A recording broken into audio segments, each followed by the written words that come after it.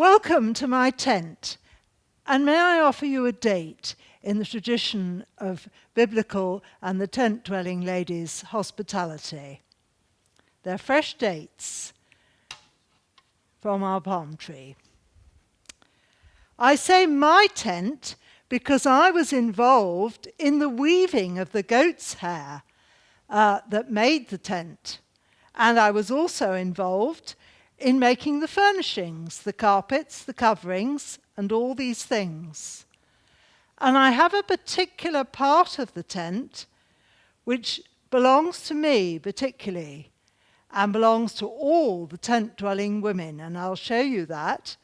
And of course, when I speak of the tent-dwelling women of the Bible, I'm referring to Sarah, Rebecca, Leah, Rachel, the wives of the patriarchs, because they lived in tents, sometimes nomadically and sometimes in a more settled place.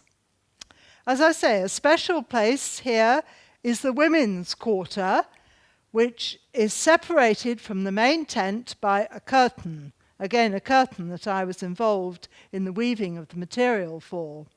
And into there you have the ladies' quarters, and only the ladies are in there, except for my husband. And if any other man comes, he can be stoned to death for intruding. But this area is referred to in the scriptures, because in Genesis 18, when three visitors came from God to bring the news that Abraham and Sarah, despite their old age, would have a baby, would have the next member of the covenant, through whom the covenant would continue with Israel. He was to be Isaac. Sarah was listening to that message brought to her husband in the tent, and she would have been behind the curtain. And we know she was there because the Bible records, because it was such startling news, considering her age and that she'd been barren, she laughed.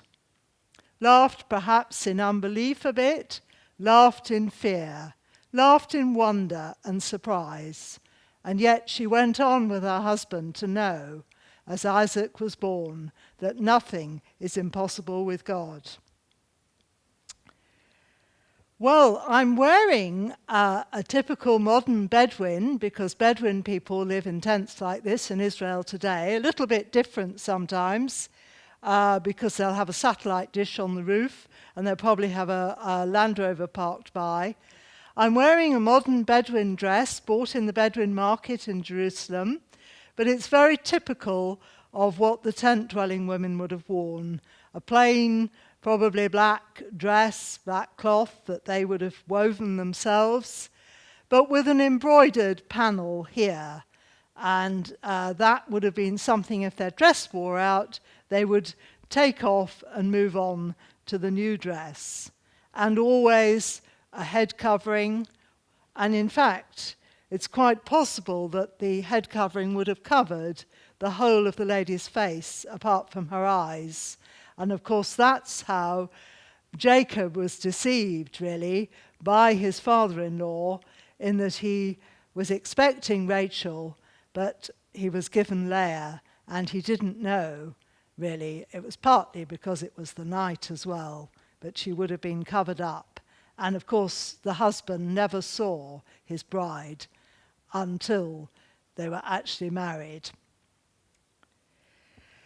Now, it's a very busy life being a tent-dwelling lady, both in Bible days and today, because the women did and do all the work, while the men are sat having coffee and talking and looking out to see if there are any travelers or any visitors, and perhaps discussing what might be going to happen, while the woman is working, and she has a number of daily jobs. One of the first things is to get the bread made for the day. Now, it isn't going down and buying a loaf at the supermarket or anything like that. She has to start with grinding the corn using this millstone. Very hard work. Now, we know that grinding corn is women's work because one of the things they did later in the book of Judges to Samson when he was captured by the Philistines was they made him grind corn. And that was a disgrace because it's women's work. And that produces a kind of flour, which we have here, not flour like we buy today, but a coarse kind of flour with bits in it. And that really comes into making a flat bread that's really flat like that and would be cooked on a flat oven dish over the fire, because you've always got to keep the fire going. Never let the fire go out. And as I say, our bread would be cooked on that. Job that has to be done daily. But also, of course, we do read again in Genesis 18, when those visitors came, Abraham recognized that they were important, these three. He called to Sarah to make 3 measures of fine flour and make it into a fine bread or cake.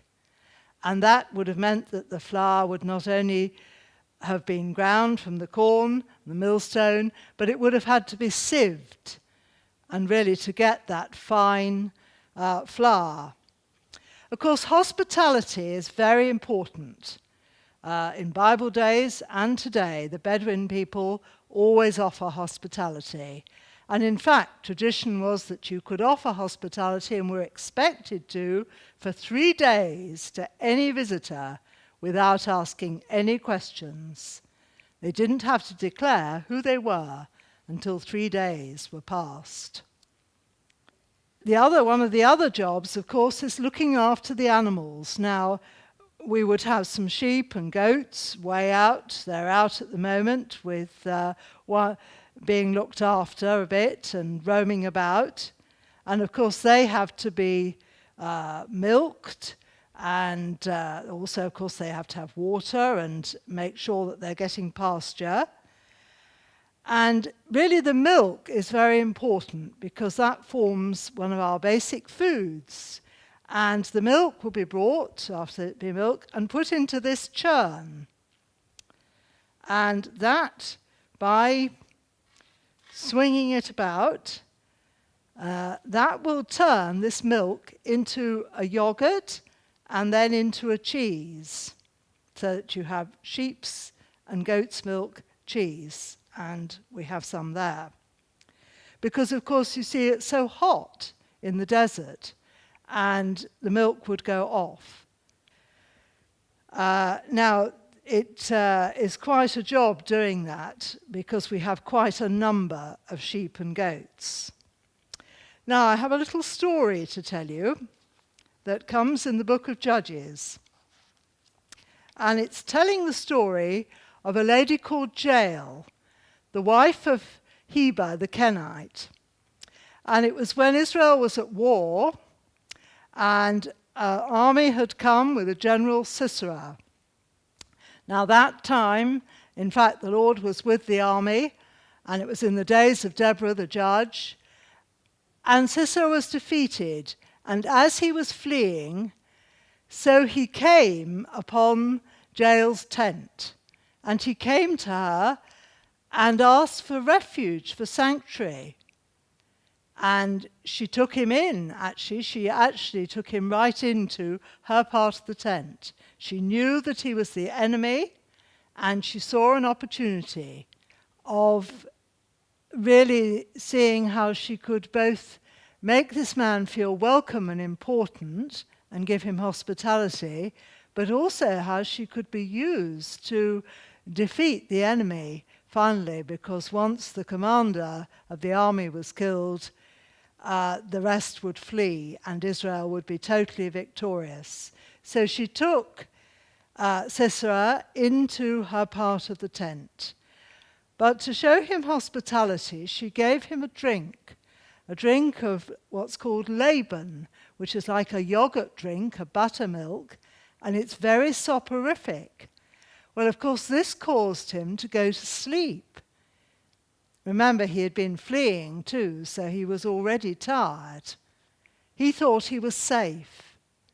He thought he had come to a place of refuge, but in fact he'd come to a place where he would meet his end, because as he slept, so she took one of the tent pegs, and she took the mallet used, or hammer, for banging them in, and she stood over him, and she banged this right through into his forehead, so that he died. And this is recorded in the book of Judges, in the Song of Deborah. Most blessed of women be Jael, the wife of Heber the Kenite, most blessed of tent-dwelling women. He asked for water, and she gave him milk. In a bowl fit for nobles, she brought him curdled milk. Her hand reached for the tent peg, her right hand for the workman's hammer. She struck Sisera, she crushed his head, she shattered and pierced his temple. At her feet he sank, he fell where he lay. At her feet he sank, he fell, and where he sank, there he fell dead. And that is the story of her courage and the fact that really she was instrumental in securing the final victory there for the Israelites over their enemies. One of the other jobs and one of the other main animals that needs looking after, of course, is this animal here, our camel. Very nice camel we have here.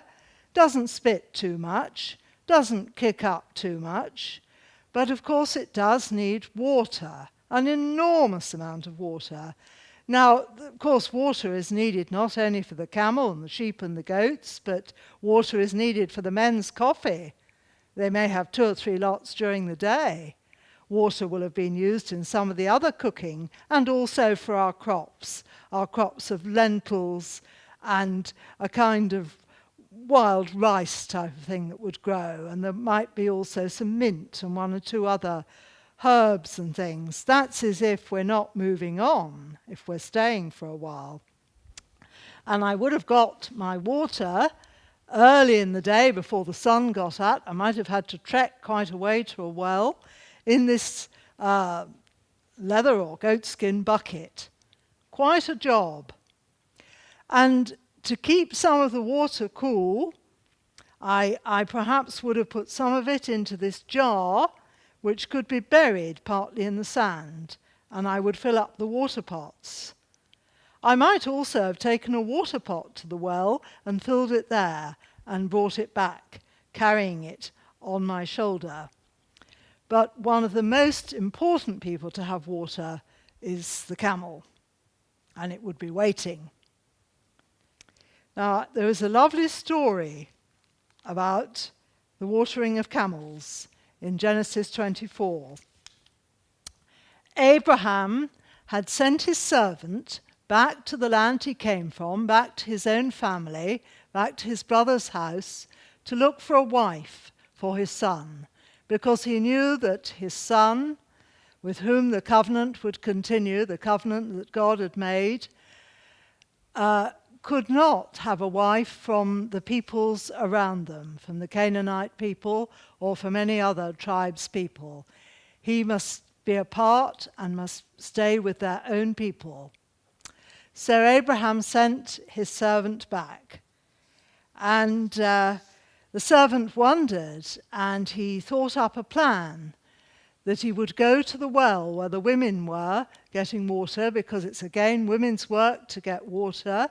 And we know that's right the way through biblical days, because when you come into the New Testament, one of the things that marked out where the upper room was to be for the disciples was that they would see a man carrying a pitcher of water, and that was the most unusual thing. The getting of water was always women's work. And so this servant thought he would go to the well and he would see who amongst the women was there, and would see what actually happened. He was very apprehensive. He was anxious to please his master, and he was anxious to do the right thing. Rebecca came out with her jar on her shoulder. She was the daughter of Bethuel, son of Milcah, who was the wife of Abraham's brother, Nahor. The girl was very beautiful, a virgin. No man had ever lain with her. She went down to the spring, filled her jar, and came up again. The servant hurried to meet her and said, "Please give me a little water from your jar." "Drink, my lord," she said, and quickly lowered the jar to her hands and gave him a drink. After she had given him a drink, she said, "I'll draw water for your camels too, until they have finished drinking." And this she did. And without a word, the man watched her closely to learn whether or not the Lord had made his journey successful. And he went on to find out who she was and that she was of the family and a fit wife for Isaac. And she agreed to return with the servant, to leave her family and to go. Then Rebekah and her maids got ready and mounted their camels and went back with the man. And so the servant took Rebekah and left. Now Isaac had come from Beer-lahai-roi, for he was living in the Negev. He went out to the field one evening to meditate, and as he looked up, he saw camels approaching. Rebekah also looked up and saw Isaac. She got down from her camel and asked the servant, "Who is the man in the field coming to meet us?" "He is my master," the servant answered. So she took her veil and covered herself. Then the servant told Isaac all he had done. Isaac brought her into the tent of his mother Sarah, and he married Rebekah, so she became his wife, and he loved her.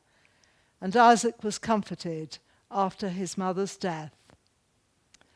A wonderful story of God's provision and God's leading, but also showing too how as Rebekah went to fetch water and how she was prepared to provide water not only for the man coming but also for his camels. She was blessed and was taken into the people of God, was taken into that covenant family, and she of course would bear 2 sons, with one of whom the covenant would continue with, Jacob. Well, it's a very busy day for the tent-dwelling woman, very, very busy. And you must remember, while she's doing all these things, she's got to be looking out for visitors, and visitors not only have to have cheese and coffee. Admittedly, the husband would probably take and deal with the meat side, but she would have to provide bread and rice and butter. It speaks of these being brought forth in the scriptures when they had a feast or when visitors came. Very busy day. She'd got to keep her fire going and she'd got to keep her light going, which would have been really a type of oil lamp. And of course the tent-dwelling women of the Bible, in particular Sarah, was very subject to her husband. And we also know from the book of Hebrews that actually she, like Abraham, was commended for her faith. But in 1 Peter, when Peter is writing his letter and giving instructions to Christian women, he refers to Sarah and mentions the fact of her obedience to Abraham, of her reverence for him and her respect, and commends her and commends these qualities. And it just speaks of the fact that she was reverent and she spoke to Abraham as her master and her Lord. And he says Christian women would do well to be reminded of this and to show that proper respect. So, something of the life in the desert. A very busy life, a very busy day, a lot to do, a lot of responsibility. And Bedouin women today do that as well. And you see them if you go to a Bedouin encampment where you would see a similar tent. But I've spoken to you particularly of the kind of life that Sarah, Rebecca, Rachel, Leah lived, and those who came immediately after.